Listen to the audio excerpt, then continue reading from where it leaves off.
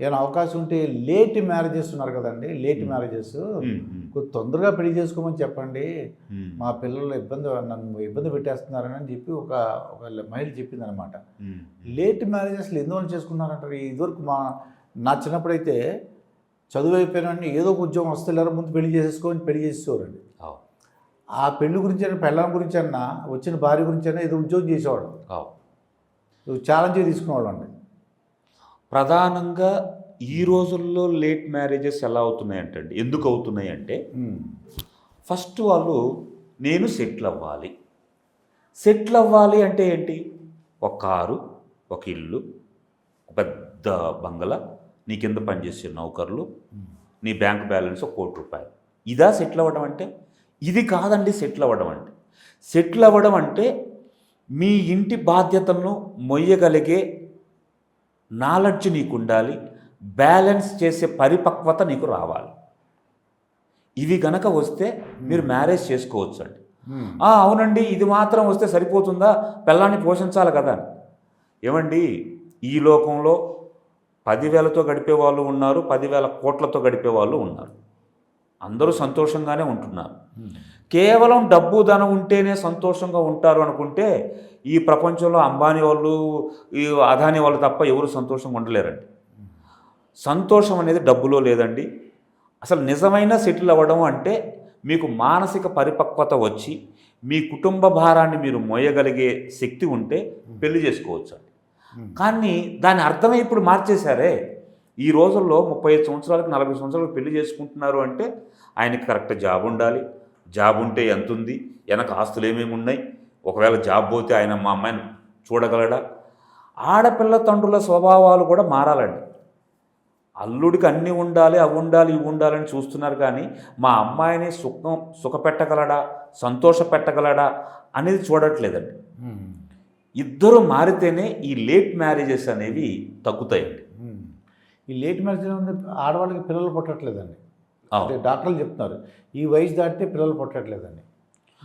కొంతమంది వైద్య నిపుణులు చెప్తుంది ఏంటి అంటే, మీరు 30 సంవత్సరాల తర్వాత మీ వీర్యకణాల సంఖ్య తగ్గిపోతుంది, మీలో అంతగా ఆ సామర్థ్యం ఉండకపోవచ్చు, దాని ద్వారా గర్భధారణ అనేది చాలా కష్టంగా అవుతుంది, పిల్లలు పుట్టినా కానీ వాళ్ళ పోషణ అనేది మీకు అంత సులువుగా ఉండదు అని వాళ్ళు సలహాలు ఇస్తున్నారండి. కానీ అది పాటించాల్సిన అవసరం ఎంతైనా ఉందండి. ఇప్పుడు ఏమైంది దత్తాత్రేయ గారు, ముఖ్యంగా కోరికలు పెరిగిపోయింది. మీరు చెప్పిన కాబట్టి నాకు అర్థం, ఇల్లు, కారు ఇవన్నీ అంటే నాకు తెలిసిన ఒక అతను ఉన్నాడండి. వాళ్ళ చుట్టాలు ఒక అబ్బాయి, అతనికి ₹1,00,00,000 సంవత్సరానికి ఆదాయం. ఇతనేమో డాక్టర్ అండి, ఆయనకి 10 లక్షలు వస్తుంది నెలకి, 80,000 90,000 గవర్నమెంట్ జాబ్ ఏదో మొత్తానికి. అంటే చుట్టాల్లోనే ₹1,00,00,000 సంపాదించుతున్నాడు. ఇతను డాక్టర్ అయి ఉంటే 10 లక్షలు వస్తుంది. ఇతను ఏమంటాడు, ఇప్పుడు నేను ఫారిన్ వెళ్ళిపోతాను, డబ్బులు సంపాదిస్తాను, అతనిలాగా ₹1,00,00,000 సంపాదిస్తాను అంటాడు. అయితే సార్, ఇక్కడ నేను ఒక్క మాట చెప్తాను. మనం మామూలుగా బ్రతకటానికి, సంతోషంగా ఉండడం చాలా ఈజీ అండి. మనకున్న దాంట్లో తృప్తిగా బతకొచ్చు.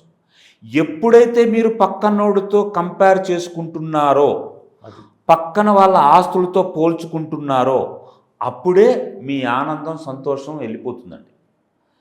వాళ్ళ వెనకాల పరిగెత్తడం, వాళ్ళు ఏమనుకుంటారో, వీళ్ళు ఏమనుకుంటారో, సమాజంలో నా గురించి అందరూ గొప్పగా చెప్పుకోవాలి, నేను బెంజ్ కారులో తిరగాలి అని ఎప్పుడైతే నువ్వు ఇలాంటి వాటి చుట్టూ వెనకపడుతున్నావో, అప్పుడే నీ సంతోషం, ఆనందాలన్నీ స్పాయిల్ అయిపోతున్నాయి. వేరే వాళ్ళతో పోల్చుకోకుండా నీకు నువ్వుగా బ్రతికినప్పుడే సంతోషంగా బ్రతకగలరు సార్. పాపం అది ఇప్పుడు అంటే ఈ జనరేషన్ ఏమవుతుందంటే అంటే ముఠా మేస్త్రులు, ఏదైనా పురోహితులు, తక్కువ ఆదాయం వచ్చేవాళ్ళు పెళ్ళిళ్ళు అవ్వట్లేదని చాలామంది బాధపడుతున్నారు.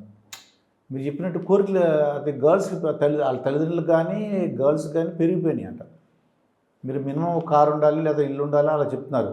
మరి పురోహితులు ఎంతోమంది నాకు చెప్పారు, రైతులండి, పురోహితులు, రైతులు, డైలీ వేజెస్ చేసే వాళ్ళకి ఫ్యూచర్లో మరి పెళ్ళిళ్ళు అవ్వడం కొద్దిగా కష్టంగా అనిపిస్తుంది. అవునండి, దానికి ఏమైనా సొల్యూషన్ అని కనిపెట్టగలరు అంటారా? అదేనండి, ఇప్పుడు మనం సమాజం పట్ల, మన పిల్లల పట్ల మనం ఆలోచించే ధోరణి మారాలండి.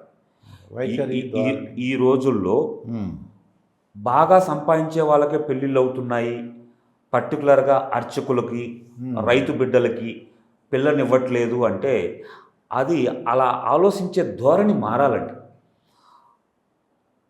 టౌన్లో, సిటీలో బాగా సంపాదించే ఒక సాఫ్ట్వేర్ ఇంజనీరు మీరు పిల్లనిస్తే అతను ఏం చేస్తున్నాడు? బాగా కష్టపడుతున్నాడు, ఎంతో 1,00,000 2,00,000 సంపాదిస్తున్నాడు, ఒక 4 నెలలది మొత్తం కూడబెట్టి మళ్ళీ వచ్చి పల్లెటూరులో ఏదో ఒక పొలం కొని గొప్పగా చెప్తున్నాడు, మా వాడు 100 ఎకరాలు కొనేసాడండి అని. అంటే చివరికి వచ్చాక ఎక్కడికి వస్తుంది? మళ్ళీ మళ్ళీ అక్కడికి రైతు దగ్గరికే వచ్చేస్తుందండి. మనము రైతును కానీ, స్త్రీలను కానీ, లేదంటే అర్చకులను కానీ పుస్తకాల్లోనే గౌరవించామండి, నిజ జీవితంలో గౌరవించట్లేదు. రైతు కష్టాల్లో ఉన్నాడు అంటే రీల్స్ చేసేవాళ్ళు ఉన్నారు, వీడియోలు చేసేవాళ్ళు ఉన్నారు, వాళ్ళకి సహకరించే వాళ్ళు మాత్రం ఎవరూ లేరండి. అలాగే అర్చకుల్ని గౌరవిస్తారు, వాళ్ళ కాళ్ళకు మొక్కుతారు, పల్లెంలో మాత్రం రూపాయాలంటే మనం 10 సార్లు ఆలోచిస్తాం. ఇప్పుడు మనతో పాటు మన చుట్టూ ఉన్న వాళ్ళు కూడా ఆనందంగా ఉండాలి అనుకుంటేనే మనం సంతోషంగా ఉండగలమండి. లేదు నేను ఒక్కడనే బాగుండాలి, నేను మాత్రమే బాగుండాలి అంటే అది స్వార్థం పెరిగిపోతూ ఉంటుందండి. అయితే సమాజం మారి పెళ్లి చేసుకోవడానికి ముందుకు రావాలి. కొంతమంది కేటగిరీలో ఎవరైనా అనుకున్నాం కదా, కొంతమంది రైతులను కానీ, పురోహితులు కానీ, డైలీ వేజెస్ ముందుకు రావాలి, వచ్చి పెళ్లి చేసుకుంటే మంచిది. పూర్వం భర్త చనిపోయినా, భార్య చనిపోయినా అండి, అంటే ఉమ్మడి కుటుంబాలు ఉండేయండి, పెద్ద ఇబ్బంది ఏం కాదు. ఇప్పుడు ఏమవుతుందంటే తండ్రి చనిపోయాడండి, తల్లి ఒకతే ఉంది, పిల్లలేమో ఫారెన్లో ఉన్నారు, ఈ పెద్ద ఆస్తి ఉంది.